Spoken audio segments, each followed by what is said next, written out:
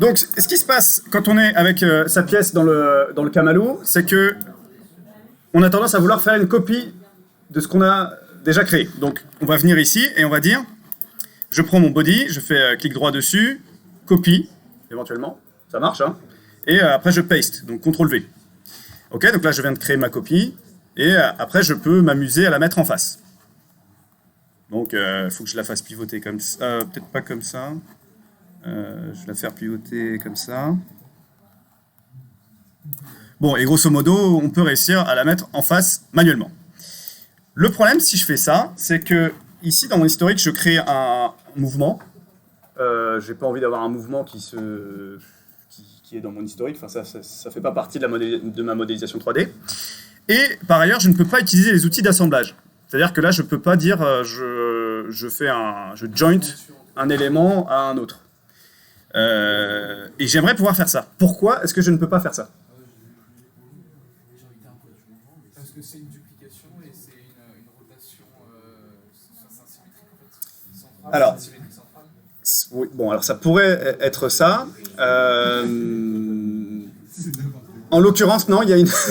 En l'occurrence. Donc, il y a une raison très spécifique. C'est parce que ce que j'utilise là, ce sont des bodies. C'est-à-dire que là, on a que des bodies. Alors, retenez que le body se comporte comme de la pâte à modeler ou de l'argile. C'est-à-dire que le but de ce type de modèle 3D, là, qui est symbolisé par ce logo, ce pictogramme un peu solide, c'est fait pour être mélangé à de la matière. Vous voyez ce que c'est de l'argile? Non, vous voyez pas ce que c'est de l'argile. Vous voyez, c'est... ouais, vous voyez, c'est ce genre de blocs de matière comme ça qu'on vient, qu'on prend, qu'on mélange, et après ça fait une matière solide. La raison pour... On peut le faire, hein, donc je peux prendre ça, donc si je modifie mon move ici, je peux l'éditer, et le réorienter par exemple comme ça, et dire que je le combine avec l'autre élément. Donc là, très bien, il va avoir deux bodies, et il va dire, ok, tout ça ne forme plus qu'un body. Donc ça c'est une bonne utilisation du body. La différence avec un composant, c'est qu'un composant ne va jamais se mélanger avec un autre composant. Par exemple, votre table, c'est une planche et des pieds. La planche et les pieds, ça constitue une table, certes, mais ce sont toujours deux composants différents. Donc il faut bien comprendre la différence de la logique. Le body, lui, ça veut dire qu'on pourrait prendre deux rectangles et dire on les combine ensemble et ça va faire la planche. Là, il n'y a pas de problème. Par contre, le pied de table, c'est un autre composant. Du coup, pour faire ces opérations, pour faire ces opérations sur le composant, donc je reviens en arrière parce que c'est pas ça que je veux faire, il faudrait en fait que je transforme un des deux composants, un des deux bodies en composant. Donc je peux le faire, vous avez déjà fait la modélisation, et pour ça il y a une fonctionnalité qui est, je clique droit sur mon body et je create component from bodies. L'autre aussi, donc create component from bodies, ce qui fait que j'ai mes deux bodies qui sont chacun dans un composant différent, et maintenant je peux faire mon assemblage comme je veux. Il se promène, et je ne peux plus faire de combinaison, de mélange de ces matières. Le problème qui se pose, je termine. Le problème qui se pose quand je le fais dans cet ordre-là, c'est que maintenant mes composants, si je les active, avec la petite bulle à côté du nom du composant, ils n'ont pas d'historique qui est associé. Ce qui veut dire que je vais m'y perdre en fait dans ma modélisation 3D. Si j'ai beaucoup d'éléments dans ma modélisation 3D et que je fais un peu comme je veux, et à la fin je fais Create Component from Bodies, je vais perdre l'historique, la logique de fabrication associée à chaque composant. Or, dès qu'on est dans un assemblage un peu compliqué, donc là dans le Kamalou c'est assez simple, mais dès qu'on est dans un assemblage assez compliqué, avec quelques composants, on s'y perd parce qu'on ne sait plus où faire les modifications. C'est la raison pour laquelle Fusion 360 nous recommande de suivre la rule number 1, et c'est facile parce qu'il n'y a pas de rule number 2, il n'y a qu'une règle à suivre. C'est que dans cette règle, il y a deux consignes. à chaque fois que je suis dans une logique d'assemblage, je dois créer un composant. Et à chaque fois que je veux modifier un composant dans un assemblage, je dois l'activer. Si je suis cette règle, je sais que tous les historiques seront toujours bien ordonnés aux bons endroits. Essayez de le faire au maximum. Vous allez voir que ça va simplifier la modélisation 3D. Ok, rule number one. Je répète. Rule number one, il y a 2 choses dans cette règle. La première, c'est toujours commencer par créer... Non, réponds pas.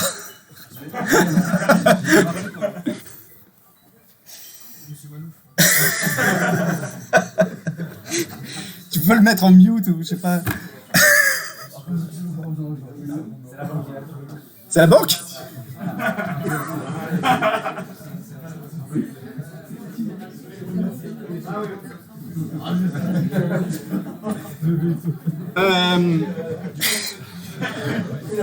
Ok, alors, la règle numéro 1, il y a une seule règle à retenir, qui se décompose en 2 consignes. Bon, une règle sur les composants. Comment on les utilise? C'est à chaque fois qu'on est dans une logique d'assemblage, je crée un composant. Je commence par créer un composant. Et à chaque fois que je veux modifier un composant, j'active ce composant. Activer le composant, ça veut dire cliquer sur la petite bulle qui est là. Non, parce que je vais faire une vidéo, j'enregistre, je fais une vidéo, et comme ça, vous aurez un historique. Ok? Alors, dans ce que je viens de vous montrer là, c'est des bodies, et donc j'aime pas parce que chaque composant a un historique qui est un historique vide, et tout l'historique est mélangé dans un seul, dans l'assemblage complet. Donc là, je l'ai refait en commençant par créer un composant. Donc, imaginons que je recommence ici. En fait, par défaut, j'ai pas de composant qui est créé, mais si je suis dans une logique d'assemblage, qu'est-ce que je fais? Je commence par créer un composant. C'est le seul truc à retenir. Ok, donc new component, et je crée un composant que je peux nommer comme je veux. Ok? Alors ici, je l'ai fait, component 1, avec l'historique qui est bien associé. Quand j'active ici, je vois qu'il y a tout l'historique lié à ce composant. Et quand j'active la totalité de mon assemblage, je vois que la première action que j'ai faite, c'est de créer un composant. Donc je vais rester avec ce composant-là. Je vais faire des dernières petites modifications. C'est que ce qui m'intéresse, c'est de pouvoir créer un logement pour mettre mon écrou. Donc, comment je fais pour créer un logement pour mon écrou? Ce qu'il me faut, c'est un hexagone à l'intérieur de... Où il y a un hexagone à l'intérieur de ma forme. Où est-ce que je la fais? Alors, sur le sketch, c'est une possibilité, mais si je me mets là, c'est même pas une question d'être galère, en fait, c'est impossible. Ici, si je crée mon polygone, même s'il est bien au centre, je ne vais pas creuser droit. Vous voyez le problème? En gros, le problème, c'est que si je le fais de cette façon, il va être aligné à cette ligne-là, et donc, il ne va pas être aligné au sol. Ce qu'il me faut, c'est donc créer un plan à l'intérieur de la pièce. Donc ça, je vais vous montrer comment on fait. Comment est-ce que je crée un plan?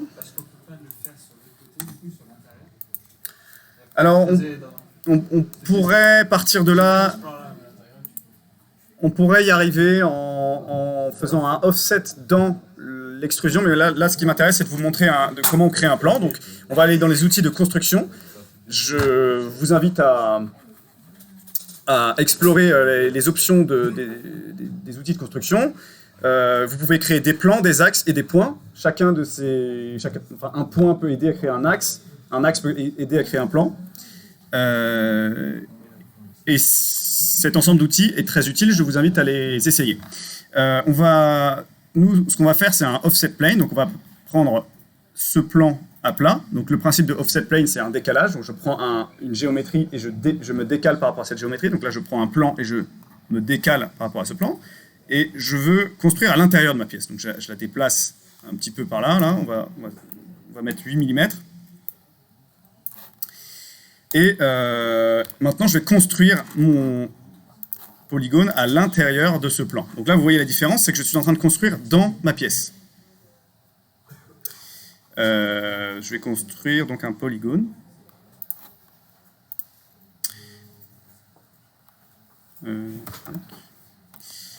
Ici, je vais le rendre vertical pour qu'il soit entièrement contraint.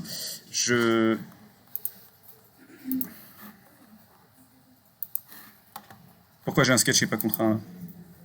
Ah oui, c'est celui que je voulais pas. Et maintenant, alors, vous voyez, j'ai construit un polygone à l'intérieur de ma pièce. Maintenant, ce que je veux faire, c'est extruder le contenu de ce polygone. Bon, il se trouve que par défaut, le profil a été sélectionné, mais imaginons qu'il n'ait pas été sélectionné. Petite astuce, là, je ne peux pas attraper le polygone qui est à l'intérieur. Enfin, vous voyez que c'est compliqué. Enfin, c'est soit je vais avoir du mal à sélectionner la bonne géométrie, puisqu'elle est cachée à l'intérieur de ma pièce. Donc, pour le sélectionner... Alors, ce qu'on pourrait faire, c'est cacher le body, là. On pourrait dire, ça, je le cache, et du coup, je peux sélectionner, mais plus rapide. Juste, avec la souris, on peut rester 2 secondes, cliquer 2 secondes. Répondez pas.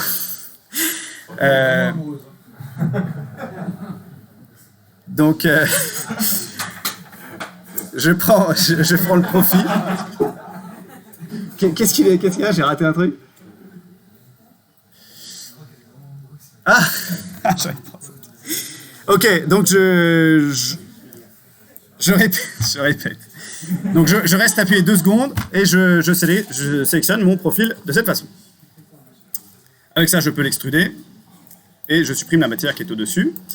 Et maintenant, comment est-ce que je fais la copie de cette pièce pour en avoir un équivalent de l'autre côté?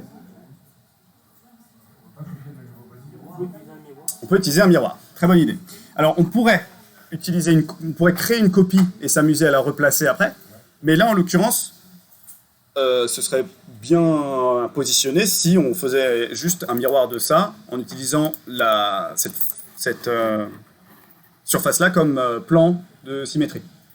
Donc, je vais aller dans Create, Mirror. Et maintenant, je dois sélectionner un type d'objet que je dois copier. Donc, quel type d'objet vais-je copier?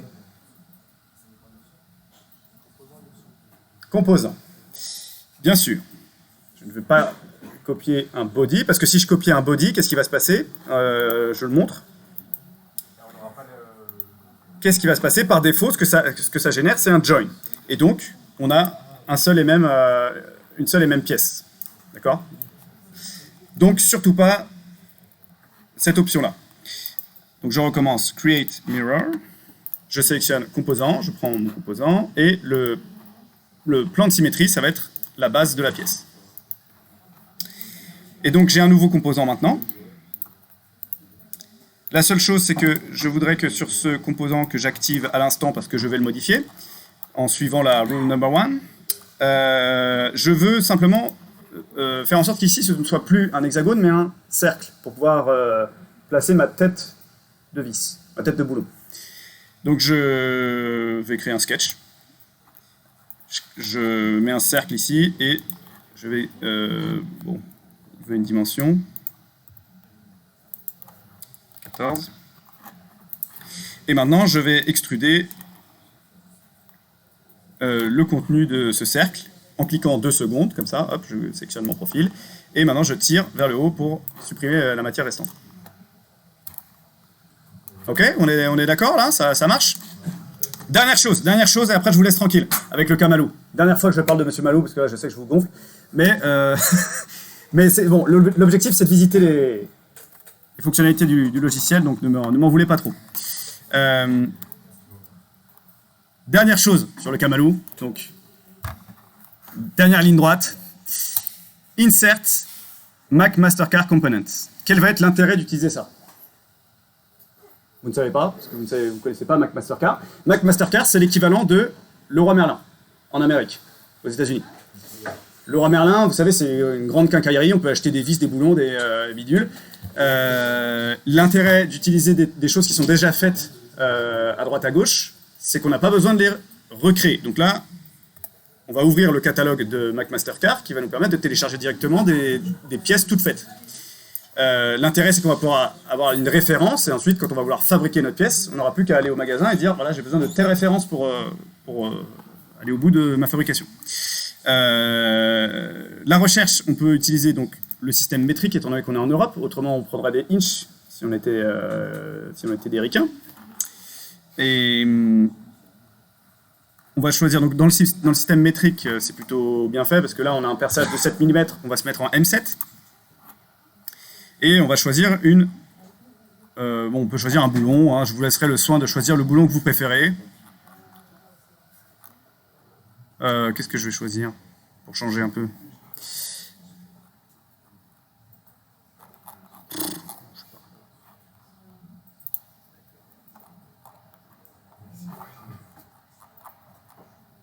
Bon, je vais prendre ça. Alors, ensuite, je vais cliquer donc, sur la référence de la pièce. Alors, si je le souhaite, je peux l'acheter directement, hein, 5 $. 5 $ pour m'acheter des 30... Pour m'acheter, non, combien? C'est quoi les quantités?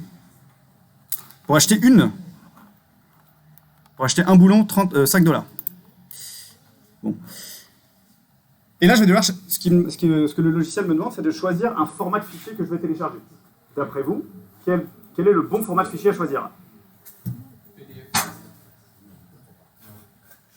À ton avis, c'est un PDF qui... À la limite, c'est vrai que PDF gère la 3D maintenant, donc ça aurait pu être possible.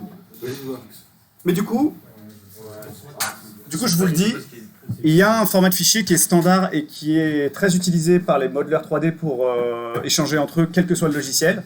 Ça s'appelle le format STEP, donc c'est celui-là.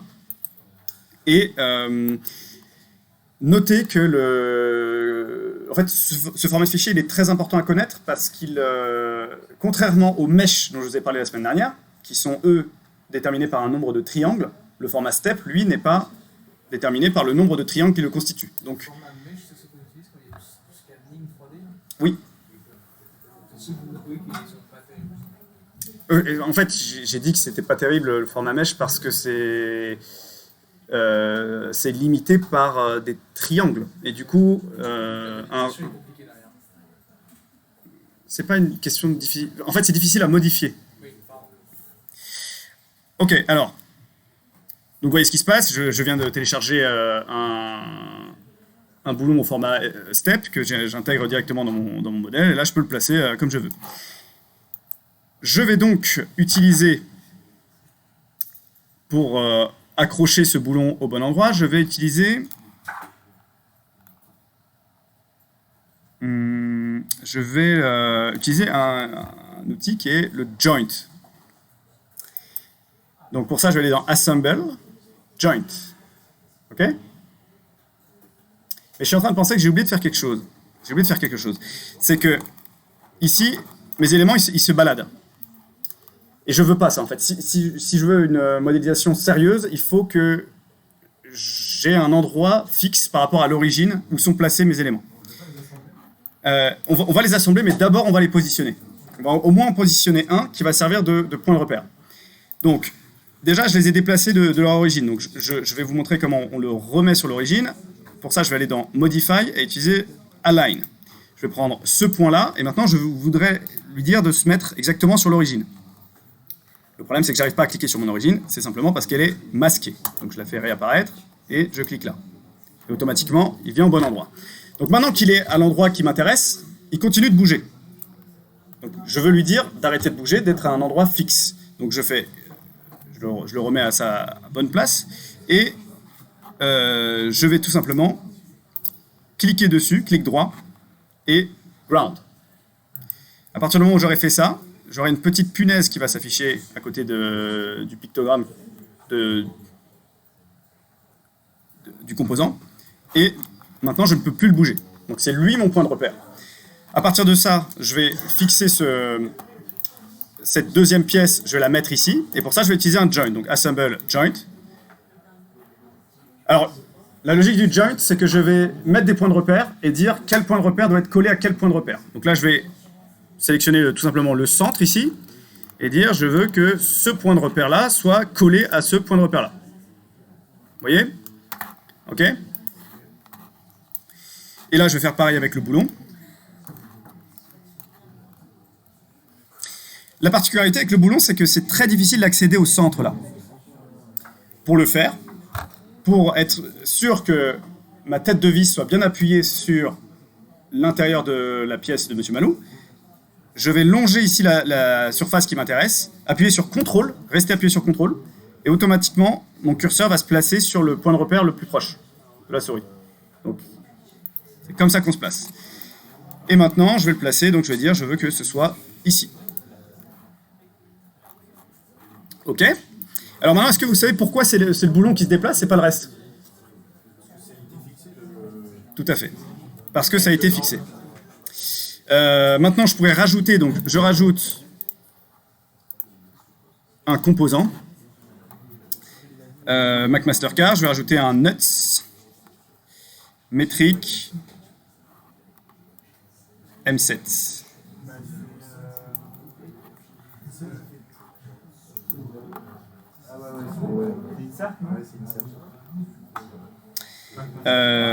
Je télécharge.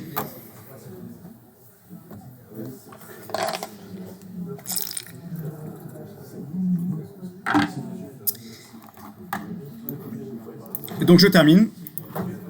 Je vais aussi faire un joint ici. Donc toujours je me place sur cette face et avec CTRL, j'arrive à attraper le point de repère qui m'intéresse. Et ça, je vais le mettre à l'intérieur de mon perçage prévu à cet effet.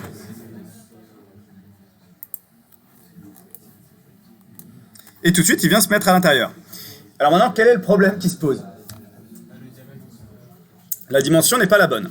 Alors, tant mieux que j'arrive à ce problème-là, parce que du coup, ça nous permet de voir un autre outil, qui est l'inspection des collisions. Donc ça, on va le trouver dans Inspect, Interférence. Et maintenant, si je sélectionne mon boulon et cette pièce-là, je vais Compute, et automatiquement, il va me mettre en surbrillance, en rouge, tous les éléments qui posent problème. Donc ça, c'est impossible, c'est une géométrie qui est impossible. Mais Fusion le détecte et me le met en valeur et me dit, attention, ici, il faut corriger.